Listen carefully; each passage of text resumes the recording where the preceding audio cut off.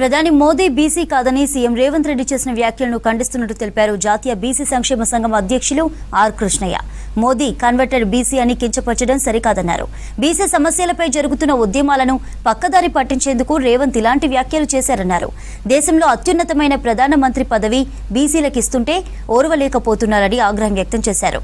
CM Revanth BC సమాజానికి క్షమాపణ చెప్పాలని డిమాండ్ చేశారు ఆర్ కృష్ణయ్య.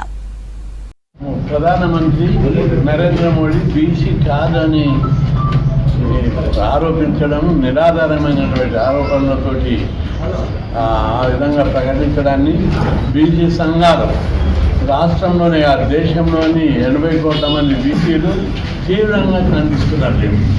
ఆ విధంగా మాట్లాడడం అనేది సందర్భం కాదు, ఉచితం కాదు. ఏ పద్ధతిలో మాట్లాడుతున్నావు నువ్వు?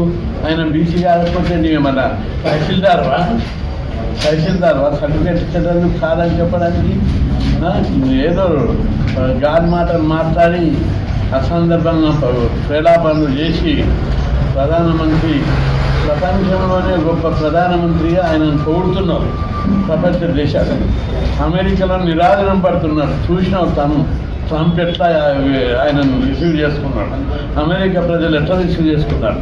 ప్రపంచ దేశాలందరూ ఈరోజు భారతదేశాన్ని అగ్రదేశం వైపు మోడీ తీసుకొస్తున్నాడని చెప్పి ప్రశంసిస్తుంటే మీరేమో బీసీ కాదు, అట్లున్నాడు ఇట్లున్నాడు ఇవి మీరు మాట్లాడి. మోడీ గొప్ప యోగి, అవినీతిని దేశంలో రాజకీయ అవినీతిని నిర్మూలించాలని, పేద ప్రజలందరినీ అభివృద్ధి చేయాలని ఆయన ఒక ఫిలాసఫీ. సర్వే జన సుఖినో భవంతు, లోకా సంస్థ సుఖినో భవంతు. భారతదేశమే కాదు ప్రపంచంలో ఉన్న ప్రజలందరూ కూడా సుఖంగా జీవించాలని కోరుకునే ఒక తపస్వి యోగి నరేంద్ర మోడీ. ఆయనకు ఇల్లు లేదు, వాకిలు లేదు, భార్య లేదు, పిల్లలు లేరు, కుటుంబం లేదు, ఆస్తి లేదు. ఇవి భారతదేశమైన కుటుంబం. ఆ విధంగా భారతదేశాన్ని తీర్చిదిద్దడానికి ఆయన ప్రయత్నిస్తుంటే లేనిపోని డైవర్షన్ పాలిటిక్స్ మాట్లాడుతూ బీసీల సమస్యను పక్కదారి పట్టిస్తున్నాడు ముఖ్యమంత్రి. దీన్ని మేము తీవ్రంగా ఖండిస్తున్నాం.